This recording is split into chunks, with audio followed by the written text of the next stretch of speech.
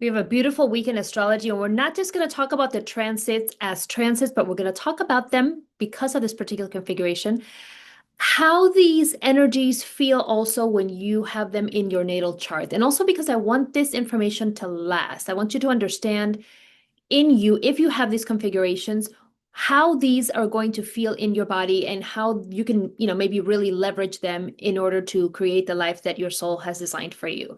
I'm Maria Solis Paz, and I'm a coach and astrologer. And my goal is really to help you understand all of these energies that you have with you, plus the energies that you have to play with at the current moment so that you can create your best life. So let's start with these are two major configurations this week that we're going to talk about in terms of transit as well as natal. Okay, so this applies to you in general, to everyone in general as a transit, and it applies to you particular if you have these configurations in your natal chart. Really, really good ones. So if you have them, consider yourself fortunate, okay?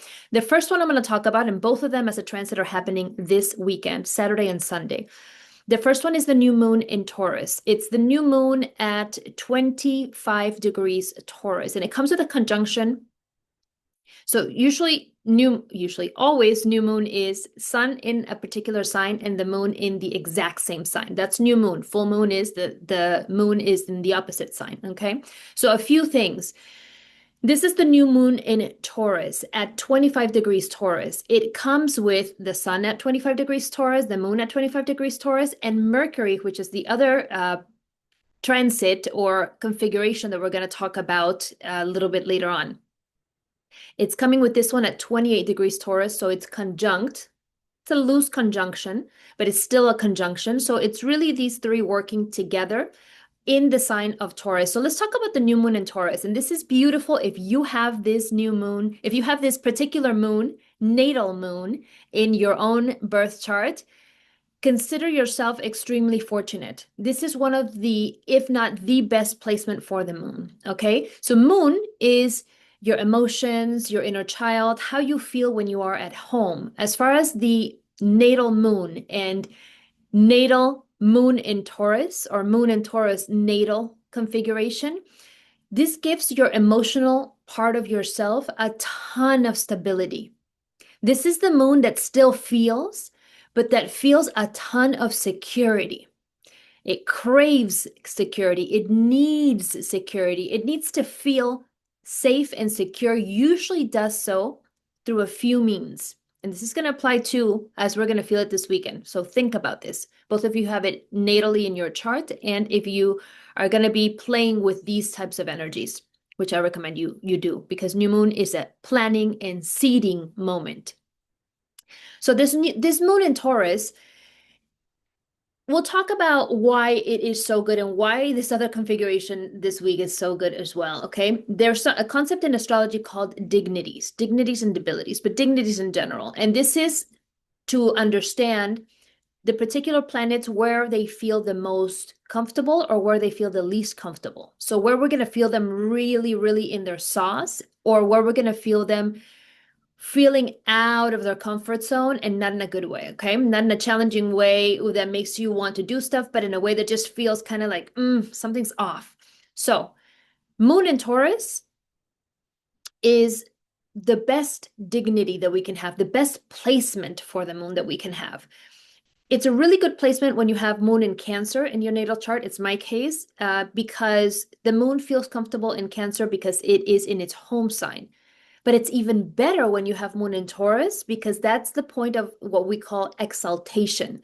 Not in domicile, but in exaltation. It is the placement where the sign where the moon feels the best, really brings everything out in them. I'll give you an example of the difference between, for example, a moon in Cancer, which is home, and a moon in Taurus, which is exalted. Okay, this is domicile, this is exalted. And of course, there's the debility. So if the moon is in the sign that is the opposite sign of its home, it's called detriment. Not so great. And if it's in the opposite sign of the exaltation, then it's fall, which feels even worse for the moon, okay? In this case, we have not domicile, we have moon in exaltation.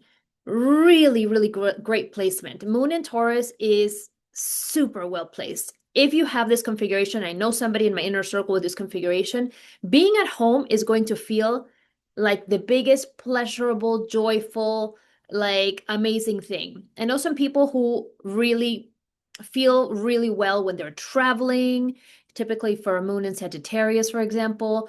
People that feel really good when they're in action doing other stuff, moon in Aries, for example. People who feel good at home, moon in Cancer. People who feel amazing at home and can do things at home that will make that home even a better home, moon in Taurus, baby. You're going to be the one, if your moon in Taurus is your natal configuration, it's your natal moon, you're going to feel as if you can, cook for everyone, really make it a very pleasurable thing. If your moon in Taurus, you cook for pleasure, not for health or not for, because you absolutely have to, because it's a domestic thing. You cook because you want to. You usually are really, really, really good at cooking and nourishing other people. And it's for pleasure. It's for enjoyment rather than for anything else. Like a moon in Taurus will cook, but will cook for health reasons. Okay. So again, of course, we have to look at the rest of the chart to see other things. I'm talking about the specific, if we look at microscopically at this one particular point, those are the typical things that you see with that configuration. Okay. So your moon in Taurus is your stable moon. It's your emotions have stability. You have a certain degree of peace, of self-security, of understanding that you are well and safe at home, of taking your home and making it beautiful, of really leveraging that beauty component, that pleasure component, that nourishment component in your home to make everything just extra amazing. Okay.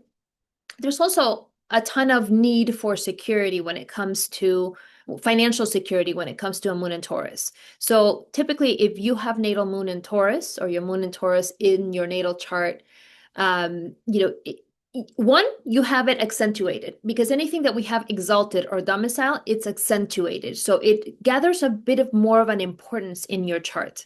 So your moon, your needs, your inner child, your who you are at home, all of that will be a little bigger of a component than other components that don't have this particular special positioning. Okay. And so this is a beautiful thing to have, and I recommend anybody leverage it. Now, for everybody transit-wise, we're all feeling this as the configuration is going to happen in general for everybody this weekend, right? Not just for the people that have it natally. For the people who have it natally, you're going to feel it. You're going to want to feed people. You're going to want to have people over, and you're going to want to cook for them or cook for yourself or whatever it might be, but you're going to want to enjoy at home, okay? For everyone that's feeling this is a new moon in Taurus. We get to leverage it to plan, to seed. We get to really feel into, moon keyword, feel into what makes us feel safe and secure. If there's a financial component to that, what do you need to do in order to make that a reality? Seed that. Think of the step 0 to step 1. Plan on that this weekend. This is Saturday, May 16th, for those of us in the United States. So I want you to play with that energy this weekend. I want you to really tap into this whole week. Start to think about, feel into more than anything. Feel into, also think about, because again, Mercury and the moon and the sun are working together this week, okay?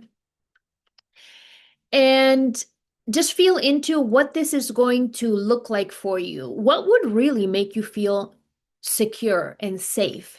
What would that financial reality have to look like for you? What do things have to look like at home for you to feel really, really just joyful, happy, at peace, calm, zen? Okay. What would have to happen in order for you to feel all of those things?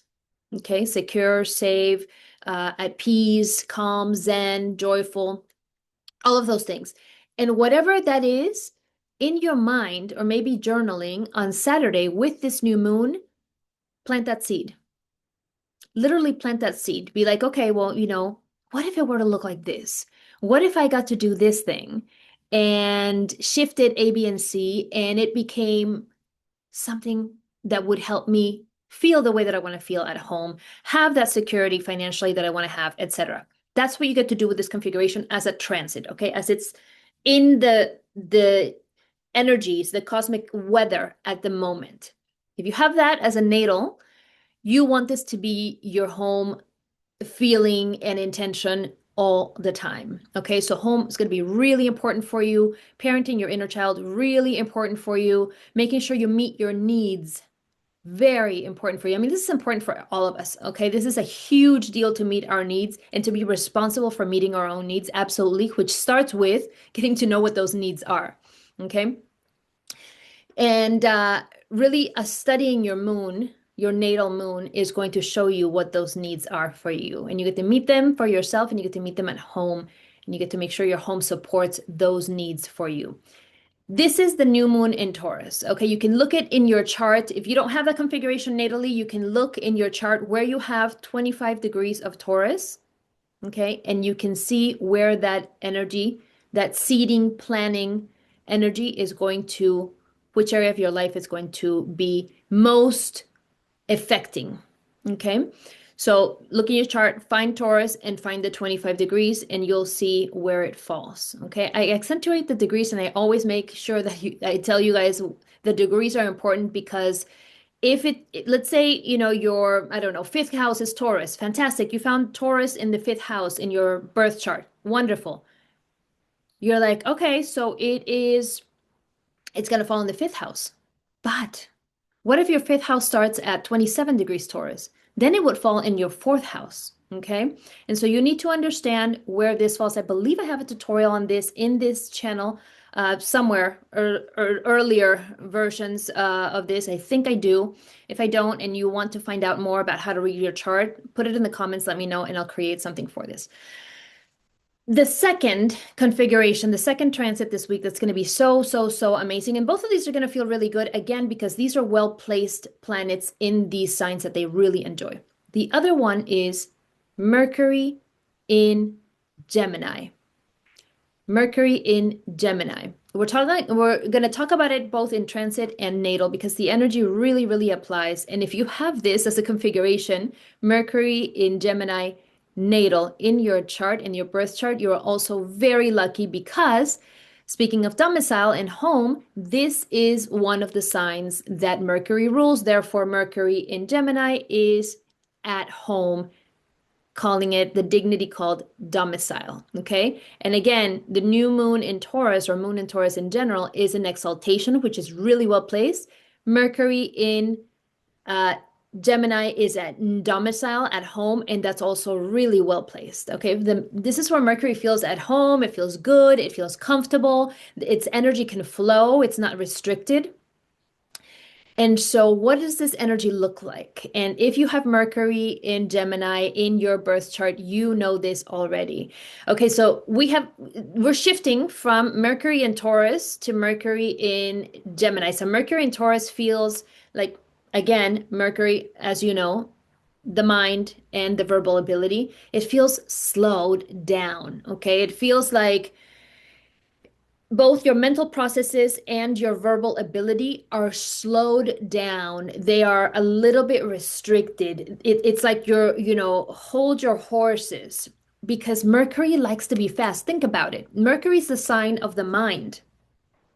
Thoughts are a bazillion things happening at the same time, even though we know, those of us who know, we know that we only think one thought at a time, even though our minds make us think otherwise.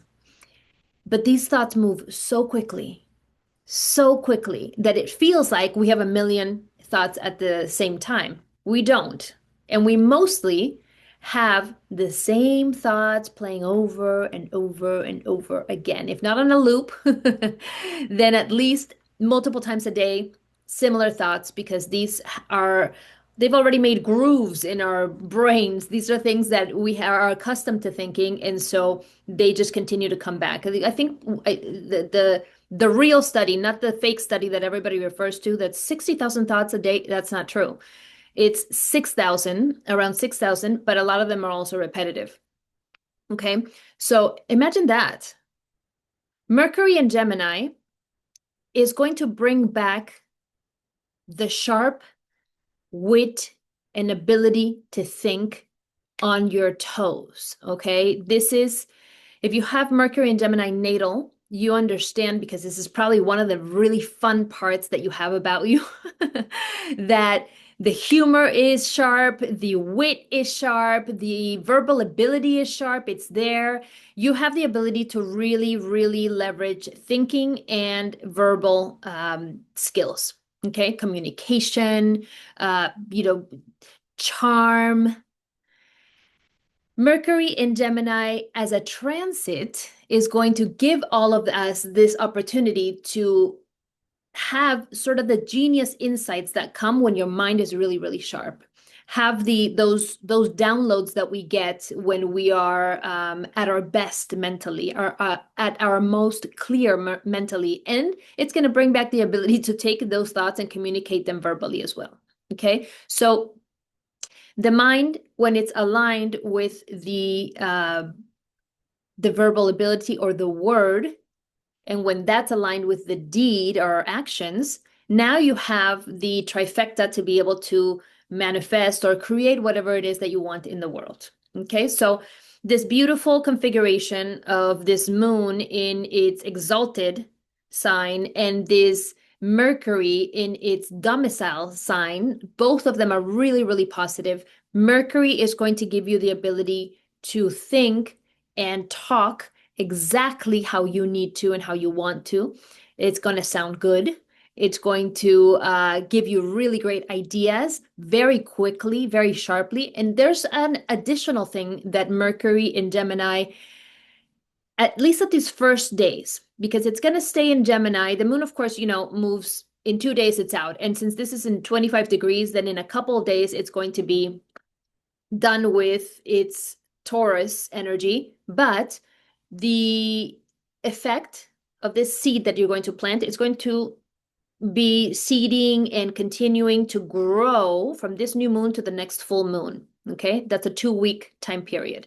And the real result that you're going to see is when this same moon in Taurus is going to show up 6 months later in the full moon between Sun and Taurus, Sun in Scorpio, Scorpio season, okay, with the moon in Taurus. That's a full moon. Remember, sun and moon are opposites. That's a full moon, right? Right now we have the new moon during Taurus season, moon in Taurus, sun in Taurus, moon in Taurus. Okay, we have that one. 6 months later, we have the opposite season, Scorpio season, and the moon is going to be in Taurus, and in the full moon, sun in one sign, moon in its opposite, we're going to see the major results of this 6-month period of not just seeding, but the seed that you created well, not today, the seed you're going to create this weekend with the moon in Taurus, the new moon in Taurus. You're going to see that seed and that major result out in the world by the 6-month mark, by the full moon in Taurus. Okay, this is during Scorpio season 2026. That's late October, early to mid-November. So keep that in mind. These things take some time, but you get to take your attention and your focus and really leverage the energy that's available for you at this time to make those things happen, okay? Especially with this moon when it comes to your sense of security connected to your financial security. Of course, Taurus is always also self-worth, your values, your value in the world. All of that is connected, and you get to really work on that, especially right now with the new moon, because it's sun in that Taurus energy that talks about finances and also about value and self-worth, and it's the moon. So you have double opportunity for that. And with this one, you have Mercury involved as well. So think about it, feel into it, and see what you get to seed for that. You'll see it in 2 weeks, you'll see it in 6 months, okay?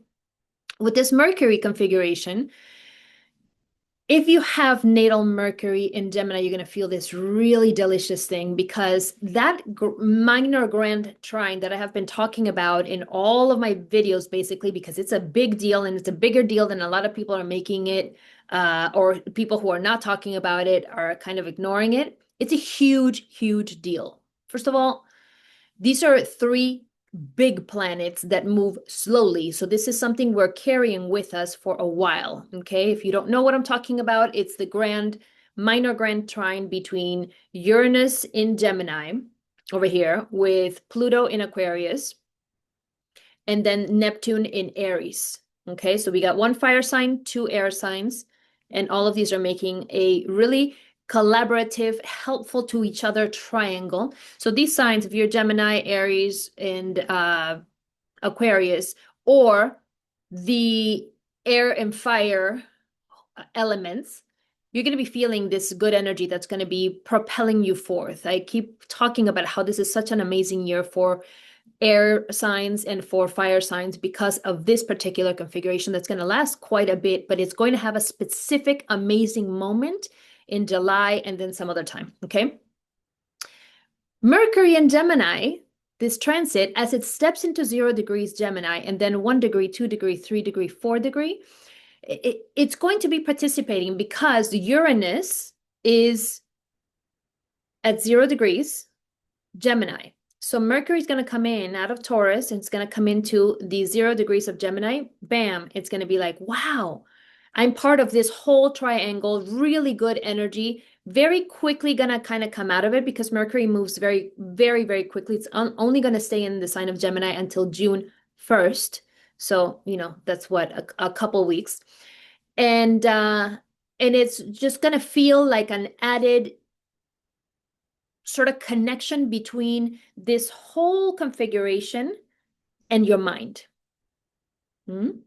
So it's not just these genius abilities that and insights and downloads and ideas and verbal ability connected to mind and thinking ability because of the Mercury in Gemini that's domicile that feels really good. It's in its home sign. It's really good energy, easy energy. But because it's going to also participate conjunct Uranus, really, close to it for the very beginning, 0 to 1 degrees. So that's Sunday itself, which is when it happens, May 17th, and then into Monday, and then it's going to start to quickly move away from this. But because of this triangle, it's going to feel the extra, really delicious, good push to all those things. Aquarius, unique, unconventional thinking. Aries, think and then act. Gemini, think in the best way that you can, in the fastest, in the quickest, the wittiest, the most connective to other people, the most that you can talk about. You think it, you say it. That kind of energy is going to be available Sunday, Monday, Tuesday, Wednesday. It goes into the week because the other planets are not at 0 degrees like Uranus and Gemini. The other planets are already a little bit further, 3 degrees, 5 degrees, 4 degrees. And so Mercury is going to be connecting with these other planets, Pluto and Neptune, in this triangle, even as it moves away from Uranus. And so it's going to really, really feel like this coming week, we have an opportunity to, one, on Saturday this week, you plant that seed. Wonderful. On Sunday, boom, you start to get ideas. You start to feel like whatever is coming out of your mind is pretty brilliant. So if you have a presentation to do, if you have a sales pitch, if you have, an important conversation with a loved one or with a client or with, someone that you really, really need to get on the same page with, this is going to be a great week for that, the week after this week. Okay, after this configuration happens on Sunday. Up until then, this week, just really feel into what it is that you want to plant as a seed on Saturday with this new moon in Taurus. And then on Sunday, let Mercury take over genius-wise, idea-wise, whatever it is that it wants to take over, and let it do its thing. And the following week is just going to be, there's going to be a really nice and easy flow, especially for the air and fire signs. Okay, so that's your week. Those are your transits. Those are your most important energy points. That's your cosmic forecast for the week of May 11th. And I'm Mariel Solis. You know, you can always, Mariel Solis Paz, you know, you can always reach out to me to do your chart. See where this configuration in particular for you can take you to amazing leverage points in your business, in your career, in your relationships, in your health, wherever it is that you want to really, your purpose, which is a ton of people come to me. What's my purpose? How do I connect my purpose to my career? How do I spend most of my time on this planet really in my purpose or my mission? Beautiful thing. Okay. We can also do coaching sessions to unblock whatever is blocked inside of you that's keeping you stuck, or see where you're in overwhelm and take that down so you can actually get moving forward on your next best step for your true soul path. Just reach out to me. I also have all of the links in the description below. So you can just click there and book your sessions, and or write to me over email at marielsleespas.com so we can answer some of the questions for you if you have any. Okay. And I will see you in the next video.